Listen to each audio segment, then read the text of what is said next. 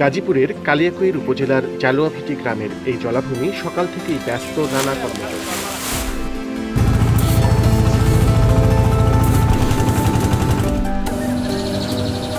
আর এই ব্যস্ততার রূপালী ফসল মাছ সচল করছে এখানকার অর্থনৈতিক চাকা। ঠিকভাবেও সফলতা লাভ করে না। পরবর্তীতে আবার যখন চাষ করা হয় একই মাছ, তবে মনোসেক্স তেলাপিয়া হচ্ছে পুরুষ প্রজাতির একক মাছের চাষ পদ্ধতি। এবং এই পুরুষ প্রজাতির মাছ চাষ করার পর লক্ষ্য করা যায় যে পুকুরে মাছের সমতা বজায় থাকছে, সে কারণে চাষিরাও লাভবান হচ্ছে। প্রিয় দর্শক, আজকে আপনাদেরকে জানাবো এই মনোসেক্স তেলাপিয়া মাছের চাষ পদ্ধতির আদ্যপ্রান্ত। আর আপনাদের সাথে পুরোটা সময় জুড়ে আমি আছি মাসুক সিদ্দিক।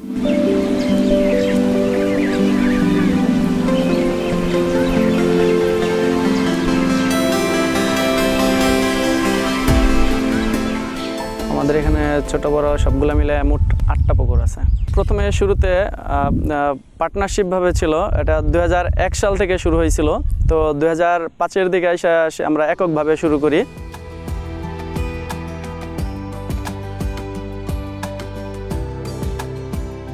এই জমিগুলো ধানের চাষ হতো, তারপর ধানের চাষের পরে যে বর্ষাকালীন সময় থাকতো, এই সময়ে মাছের চাষের জন্য দেওয়া হতো। দেওয়ার পরে তারপরে আমরা এখানে এই জমিগুলা 6 মাসের চাষ করতাম। তো এক সময় ভাবলাম এই জমিগুলা, এই পরিত্যক্ত জমিগুলা ধানের আবাদের অনেক সময় ভালো হয় না, বিঘ্ন ঘটে। তো এই জমিগুলা মাছের চাষ হলে, মৎস্য চাষের আওতাধীন আনলে এগুলা ভালো হবে। তো পরে আমি এলাকার লোকজনদের সাথে যুক্তিবুদ্ধি করে এটা মৎস্য চাষের আওতাধীন আনি।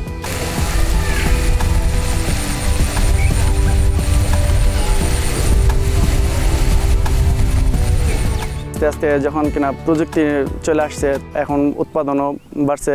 তো এখন যেভাবে উৎপাদন হচ্ছে, মোটামুটি আমরা সন্তুষ্টজনক একটা উৎপাদন হচ্ছে আর কি।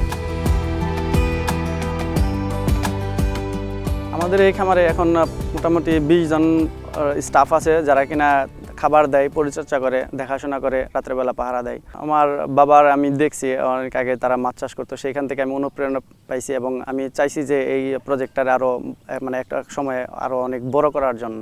ইতিমধ্যে আমার ছেলেরা লেখাপড়া শেষ করে চাকরি বাকরি খুঁজে না, তাদের ইচ্ছা যে তারা ব্যবসা করবে। পরে আমি তাদেরকে যে কোনো ভালো কাজের ক্ষেত্রে কিন্তু পরিকল্পনাটা খুবই গুরুত্বপূর্ণ। জি। এবং প্রত্যেকটি ধাপে ধাপে কিন্তু সেই পরিকল্পনার ফলটা আমরা পাই। জি। এই যে ধরেন পুকুর নির্বাচন, পোনা মাছের ক্ষেত্রে আপনি পুকুরটা নির্বাচন কিভাবে করছেন? পুকুর নির্বাচনের ক্ষেত্রে আগে খেয়াল রাখতে হবে আপনার পুকুরটা যেখানে আপনি নার্সিং করবেন সেই জায়গাটা যেন আপনার আলো বাতাস থাকে, খোলামেলা থাকে। আর যেটা মেনলি দেখতে হবে সেটা হচ্ছে আপনার ওই তলদেশে যেন আপনার কাদা না থাকে কোনোভাবেই, এবং এটারে এমনভাবে শুকাতে হবে যদি নিচ দিয়ে ফেটে যায় তাহলে সবচেয়ে ভালো। আচ্ছা। তারপরে প্রতি শতকে আপনার 1 কেজি হারে চুন দিতে হবে। তারপর আপনার পানি তুললেন, পানি তোলার পরে আপনার জীবাণুনাশক দিতে হবে, চুন দিতে হবে। তারপর আপনাকে খেয়াল রাখতে হবে যে পানির পিএইচটা ঠিক আছে কিনা, অ্যামোনিয়া গ্যাসটা ঠিক আছে কিনা। যদি এগুলো কন্ট্রোলে থাকে তবে একমাত্র পোনা ছাড়ানো যাবে ওখানে। তার মানে পোনা ছাড়ার উপযোগী একটা পুকুর তৈরি হয়ে গেল। তো পোনা যখন নির্বাচন করছেন, সেক্ষেত্রে পোনা মাছগুলো কিভাবে, কি বৈশিষ্ট্য দেখে সেগুলো নির্বাচন করছেন? এগুলো বিভিন্ন ধরনের, বাজারে বিভিন্ন ধরনের ব্র্যান্ডের পোনা পাওয়া যায়। যেমন আছে কিছু আছে ব্র্যান্ড আছে, কিছু নন ব্র্যান্ড আছে। নন ব্র্যান্ডগুলো সাধারণত এগুলোর রেজাল্ট ভালো পাওয়া যায় না। খরচ বা কস্টিং যে যা বলেন সব একই হয়, কিন্তু ওগুলা দেখা গেছে 700 গ্রাম 800 গ্রামের পরে এগুলো আর বড় হয় না। কিন্তু আমরা যেগুলো ব্র্যান্ডের তেলাপিয়া এগুলো কালেক্ট করি সেগুলো হচ্ছে মনোসেক্স তেলাপিয়া, এবং এগুলো 1 বছরে আপনার 1300-1400 1.5 কেজি গ্রাম পর্যন্ত হয়ে যায়। আচ্ছা।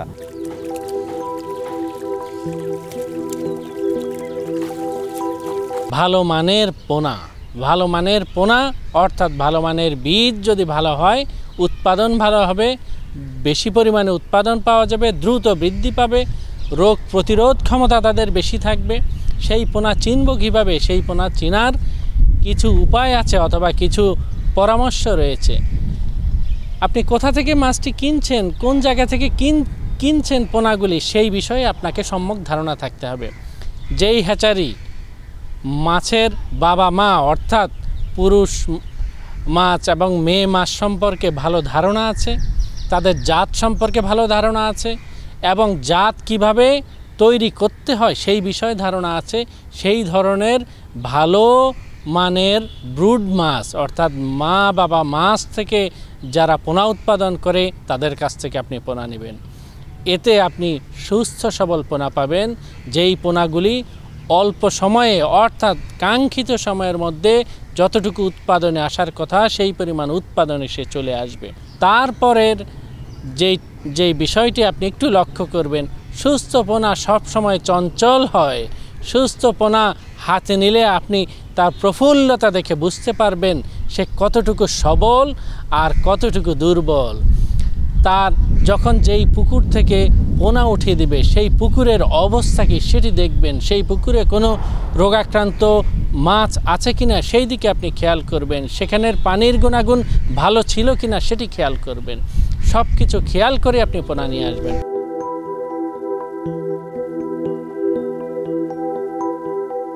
তার মানে ভালো ব্র্যান্ডের পোনা থেকে আসলে ভালো বেশি পরিমাণ লাভবান হয়। জি জি। তো লাভ ক্ষতির হিসাবে যদি আসি তাহলে আপনার কাছে আমি জানতে চাই যে কি পরিমাণ টাকা দিয়ে আপনি শুরু করছেন, কি পরিমাণ পুরো সময়টায় বিনিয়োগ করছেন এবং লাভের পরিমাণটা কি পরিমাণ হচ্ছে? আমরা যখন শুরুতে মানে খামার স্টার্ট করছিলাম তখন বিনিয়োগটা অনেক কম ছিল আর খামারের আয়তনও অনেক কম ছিল। তো এখন মাশাআল্লাহ খামার অনেক বড় হয়েছে এবং প্রতি ইয়ারলি মোটামুটি 8-10 কোটি টাকার মতো প্রতি বছরই সেল হয়। আচ্ছা, আর মাছের পরিমাণ? মাছের পরিমাণ আপনার প্রায় 1000 টন। 1000 টন, হ্যাঁ, হিউজ পরিমাণ। মানে বিসমিল্লাহ মৎস্য খামার, যেটি আসলে সৃষ্টিগত মনে হয় রহমত দিয়েছে। জি জি জি। আবারও আগের কথায় ফিরে আসি। আচ্ছা, পুকুর প্রস্তুতির কতদিন পর পোনা ছাড়ছেন? পুকুর প্রস্তুতি ওই যে বললাম যে যখন কিনা আমরা পানির পিএইচ, অ্যামোনিয়া গ্যাস এবং অন্যান্য পারিপার্শ্বিক সব কিছু দেখার পরে যখন আমরা মনে করব যে হ্যাঁ এটা পোনা ছাড়ার জন্য উপযুক্ত, ঠিক আমরা তখনই আর কি পোনা ছাড়ি। পোনা ছাড়ছেন? জি। তো পোনা যখন ছাড়ছেন একই পুকুরে কি বিভিন্ন প্রজাতির একটা সংমিশ্রিত মাছের চাষ করছেন নাকি শুধু এক প্রকারের মাছই চাষ করছেন? আমরা সংমিশ্রণই করি, কিন্তু প্রথম অবস্থায় যখন আমরা পোনা নার্সিং করি তখন ওই খামারে অন্য কোনো পোনা থাকে না। যখন মাছ আপনার 20টায় 30টায় বা 40টায় যখন কেজি আসে তখনই শুধুমাত্র আমরা অন্যান্য মাছগুলা খুব অল্প পরিমাণে ওগুলোর মধ্যে দিয়ে দেওয়া হয়। পোনা মাছ থেকে শুরু করে একটি পরিপূর্ণ মাছ জি একটা প্রক্রিয়ার মধ্যে দিয়ে যায়। এই প্রক্রিয়ার মধ্যে দিয়ে যেতে আপনি বিভিন্ন ধরনের বিভিন্ন বিষয় ফেস করেন, যেমন রোগবালাই হয়, আরও বিভিন্ন রকম কিছু হয়। রোগবালাইয়ের বিষয়টা জানতে চাই। মাছের বিভিন্ন ধরনের রোগ বালাই হয়, যেমন হচ্ছে আপনার অনেক সময় দেখা যাচ্ছে যে কানসার ভিতরে যে ফুলকা থাকে ফুলকাটা আপনার পচে যায়। আচ্ছা। তারপরে আপনার মাছের উকুন হয়, বিভিন্ন ধরনের ভাইরাস হয়, আবার ক্ষত বিক্ষত হয়ে আপনার মাছ এমনিতে মারা যায়। বিভিন্ন ধরনের রোগ জীবাণু হতে পারে আর কি। হলে কি করে? এগুলোর জন্য আপনার ডাক্তার আছে, ওনারা আসে, এসে দেখে, পানি পরীক্ষা করে মাছ কাটে। আচ্ছা। তারপর তারা যেটা ট্রিটমেন্ট দিয়ে যায় সেটা আমরা করি আর কি। আচ্ছা। মনোসেক্স তেলাপিয়া বা সব পুরুষ তেলাপিয়া মাছ চাষের ক্ষেত্রে এটি অধিক ঘনত্বে চাষ করা হয়। এই ক্ষেত্রে বাংলাদেশে কয়েক বছর আগে এক ধরনের ভাইরাসের রোগের প্রাদুর্ভাব হয়েছিল। সচরাচর এটি নয়, সচরাচর এই ধরনের রোগ কম হয়।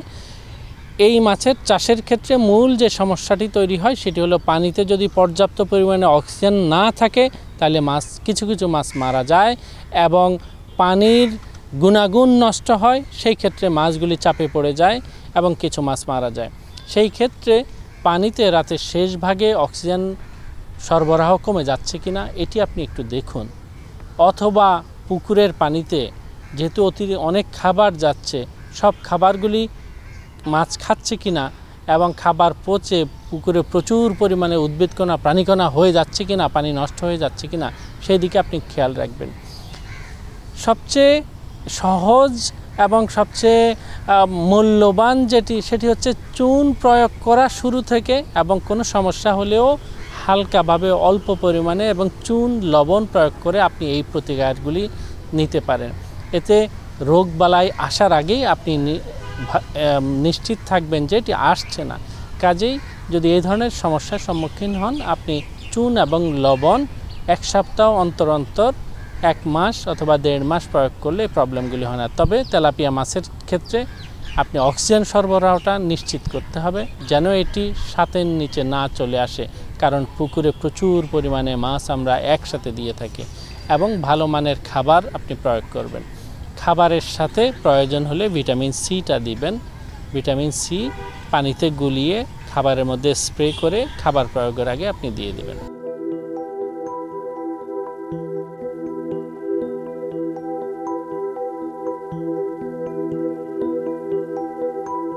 আপনি এত ব্যাপক হারে একটা কাজ করছেন এবং খুব বিস্তৃত একটা পরিসর আমি বলবো, তো এর জন্য কি আপনার পূর্বের কোনো প্রস্তুতি ছিল, কোনো প্রশিক্ষণ ছিল? না, এর জন্য আমার কোনো প্রশিক্ষণ নেই। আমি বলছি 2001 থেকে আমাদের এই মাছের বিজনেসটা ছিল, যেটা কিনা খুব কম পরিসরে ছিল, কিন্তু পরবর্তীতে এসে অনেক বড় হয়েছে।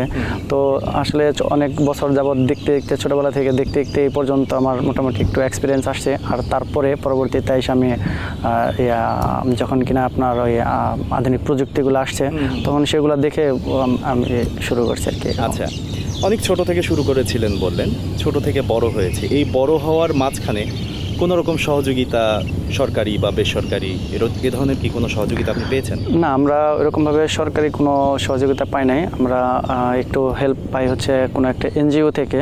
তো সেইখানে আসলে যেরকম আমরা ইন্টারেস্টটা পাই, তো ওটা দিয়ে আসলে ওরকমভাবে হয় না। মানে যে ইন্টারেস্টটা আপনাদেরকে দিতে, হ্যাঁ, আমরা দিতে হয়। তো এরকম সরকারিভাবে যদি কোনো সিস্টেম থাকতো, কোনো সহযোগিতা পাইতাম, তাহলে আরও বড় করতে পারতাম। বাইরে থেকে আপনি যখন ভালো ব্র্যান্ডের পোনা নিয়ে আসেন, জি, পোনাটা কি অবস্থায় নিয়ে আসেন এবং সেটি পুকুরে ছাড়া কি কোনো প্রক্রিয়া রয়েছে? যখন কিনা আমরা পোনা অর্ডার দিই, কোম্পানি থেকে পোনা আমাদের এখানে এসে দেওয়া যায়। তো ওটা একটা পলির ভিতরে থাকে। তো ওই পলিটার ভিতরের যে পানি বা তাপমাত্রা, পুকুরের পানির সাথে তাপমাত্রার সাথে অ্যাডজাস্ট করার জন্য ওই পলিটা পানির মধ্যে, ওই পুকুরে যেটার মধ্যে ছাড়া হবে, ওইটার মধ্যে আপনার আধা ঘন্টা 40 মিনিট ওইটা অ্যাডজাস্ট করে রাখতে হয়। আর তখন আপনার ওই পোনাটা তো যেহেতু অনেক দূর থেকে আসছে, তো এর জন্য আপনার ওই কিছু অক্সিজেন আর হচ্ছে আপনার স্যালাইন, ওই যেখানে ছাড়বে তার আশেপাশে আধা ঘন্টা আগে ছিটিয়ে দেওয়া হয়, যাতে ওই পোনাটা স্ট্রেসটা করতে পারে আর কি। হ্যাঁ হ্যাঁ। আপনি যখন পোনাটা নিয়ে আসবেন, তার 6 থেকে 8 ঘন্টা আগে পোনা আহরণ করে তাকে উপোস রাখতে হবে। পানির শাওয়ারিং, ঝর্ণার নিচে সে থাকবে। তার পাকস্থলিতে বা পেটে যত খাবার আছে, সেই খাবারগুলি সে বের করে দিবে এবং পোনাটা উপোস অবস্থায় অক্সিজেন ব্যাগের মধ্যে যেই পরিমাণ পোনা দেওয়া যায়, যতটুকু দূরত্বের জন্য, সেই দূরত্ব মেনে সেইভাবে অক্সিজেন ব্যাগে যখন পোনা পরিবহন করবেন, সেই পোনাগুলি সুস্থ সবল অবস্থায় আপনার পুকুরের পাড়ে চলে আসবে। এবং যখন আপনি ছাড়বেন, কখন ছাড়বেন পোনা? যেই সময় সূর্যালোক নেই, সূর্যের উত্তাপ উঠে নাই, সকালের দিকে পোনা ছেড়ে দিতে হবে। অথবা যখন সূর্যালোক চলে গিয়েছে, রাতের দিকে, সন্ধ্যার দিকে যখন পানি ঠান্ডা হয়ে গেছে, সেই সময়। তবে আমাদের পরামর্শ হচ্ছে সকালবেলা আপনি পোনাগুলি পুকুরের পানিতে ছেড়ে দিবেন। তো অক্সিজেন এবং বিভিন্ন রকম প্রয়োজনীয় উপাদান ছেড়ে পোনাকে বাসযোগ্য একটা পরিস্থিতিতে নিয়ে আসার পরে তারপর পোনাটা ছাড়ছেন। প্রতি শতাংশে কি পরিমাণ পোনা ছাড়ছেন? আমরা যখন নার্সিং করি, তখন প্রতি বিঘাতে আপনার 50,000 পোনা হিসেবে নার্সিং করি। কিন্তু হ্যাঁ, এটা শুধুমাত্র নার্সিংয়ের সময়। কিন্তু যখন আমরা এটা কালচারে দিয়ে দিই, চাষাবাদে যখন দিয়ে দিই, তখন বিঘা প্রতি আপনার 4.5 থেকে 5,000 তেলাপিয়া দিই প্রতি বিঘার জন্য। সুস্থ সবল পোনাগুলো ছাড়ার পরে প্রতি শতাংশ থেকে বছর শেষে উৎপাদন কত? প্রতি শতাংশে আপনার 85 থেকে 90 কেজি। বিশাল পরিমাণ। এটা তো হচ্ছে পোনার পুকুর। জি। আর এটা তো হচ্ছে আপনার মজুদ পুকুর। মজুদ পুকুর। মজুদ পুকুর। আচ্ছা আচ্ছা, মজুদ পুকুরে কি হচ্ছে এখন? ওইদিকে খাবার দিচ্ছে। চলেন। আচ্ছা চল।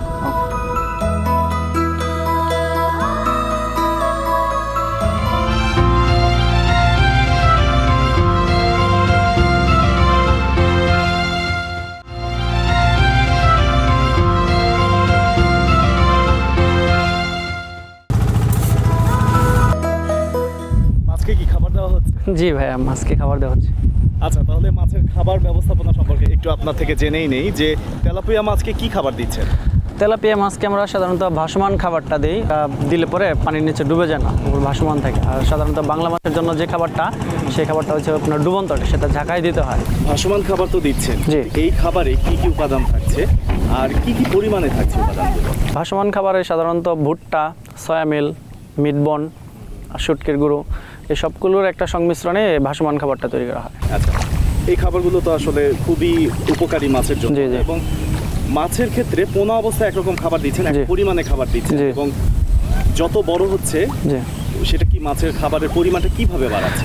এটা প্রত্যেকটা মাছের খাবার দিতে হয় হচ্ছে তার শরীরের ওজনের উপর একটা নির্দিষ্ট পার্সেন্টেজে তার খাবারটা দিতে হয়। মাছ যত বড় হবে, তার খাবারের ওজনটা বাড়বে এবং খাবারের পার্সেন্টেজটা আস্তে আস্তে কমে আসবে। তাহলে মনে করেন যে খাবার দিচ্ছেন সঠিকভাবেই মাছগুলো বেড়ে উঠছে, তারপরেও মাঝে মাঝে কিছু মাছ ঠিক বেড়ে উঠছে না, যেটা আপনারা আশা করছেন সেইভাবে বেড়ে উঠছে না, সেক্ষেত্রে করণীয় কয়েকটা করণীয় আছে, যেমন খামারে দেখতে হবে খামারের পানির গুণাগুণ ঠিক আছে কিনা। যেমন অনেক সময় হয় যে অ্যামোনিয়া গ্যাসের পরিমাণ বেড়ে যায়, তখন খাবারে আপনি যতই খাবার দেন না কেন সেটা আর আপনার বড় হবে না। আবার দেখা গেছে অনেক সময় আপনার ঘনত্বটা বেড়ে যায়, মাছ বড় হয়ে ঘনত্ব বেড়ে গেছে, প্রতি শতাংশে তার পার কেজির বেশি হয়ে গেছে, লুট হয়ে গেছে, তখন মাছটা অতটা বড় হবে না। বিভিন্ন দিক খেয়াল রাখতে হবে আর কি। রাশেদ ভাই, বিশাল বড় পুকুর, প্রত্যেকটা পুকুরে আসলে প্রাকৃতিক খাবারের একটা ভান্ডার থাকে। এই পুকুরে প্রাকৃতিক খাবার কি পরিমাণ আছে এটি বুঝবেন কিভাবে? যখন কিনা আপনার খাবারে প্রাকৃতিক খাবারটা থাকবে তখন এটা গাঢ় সবুজ হয়ে যাবে। আপনি যে প্রতিদিন খাবারটা দিচ্ছেন, খাবারটা দিতে দিতে একটা সময় আসবে এটাতে উপরে একটা আবরণ পড়ে যাবে, স্তর পড়ে যাবে, বা পানিটা গাঢ় সবুজ হয়ে যাবে। আর তারপরেও আরেকটা আমরা যেটা ব্যবহার করি সেটা হচ্ছে প্রোবায়োটিক্স। এটা একদিন মানে একবার দিলে 30-40 দিন মোটামুটি চলে যায়, এবং এটা পানির পিএইচ এবং হচ্ছে অ্যামোনিয়া গ্যাস যেটা আছে সেটাও মানে কন্ট্রোলে রাখে, আরো উর্বর করে। পুকুরের পানি যদি অতিরিক্ত সবুজ হয়ে যায় অথবা সবুজের স্তর পড়ে যায়, আপনি মাসে 2 বার শতাংশে 100 গ্রাম চুন প্রয়োগ করে এই অতিরিক্ত উদ্ভিদ কণাগুলিকে নিয়ন্ত্রণ করতে পারেন। সাথে সাথে মাছের খাবারের গ্রহণের প্রবণতা যদি কমে যায়, খাবারের সাথে ভিটামিন সি প্রতি কেজিতে 4 থেকে 5 গ্রাম আকারে আপনি দিতে পারেন। এতে মাছের খাদ্য গ্রহণের প্রবণতা বাড়বে এবং ভিটামিন সি এর যদি স্বল্পতা থাকে সেটিও পূরণ হয়ে যাবে। নানা খাদ্য উপাদান সমৃদ্ধ এই খাবারগুলো দিনে কত বেলা করে দিচ্ছেন, কতবার করে দিচ্ছেন? এগুলো আসলে ডিপেন্ড করে হচ্ছে আপনার মাছের গড় ওজনের উপরে। যেমন আমরা যখন নার্সিংয়ের সময় তেলাপিয়াটা আনি তখন আপনার ওজন থাকে আপনার 1 কেজিতে আপনার 3000-4000 কেজি। তখন আমরা দৈনিক 5 বেলা খাবারটা দিই, প্রতি 2 ঘন্টা 2.5 ঘন্টা পর পর। এগুলো যখন আস্তে আস্তে যখন বড় হতে থাকে তখন এগুলো খাবারের কমে আসে, যেমন 200-300 কেজি আসলে 4 বেলা, তারপর আবার যখন 40-50টাতে পার কেজিতে চলে আসে তখন আমরা 3 বেলা করে খাবার দিই। মানে যত বড় হচ্ছে তত মানে কমে আসছে, পরিমাণ বাড়ছে কিন্তু প্রতিবার যে বার কমে আসছে। হ্যাঁ, তবে দিনে 3 বেলা ফিক্সড এটা দিতে হবে। কোনোটা কি আজকে মাছ ধর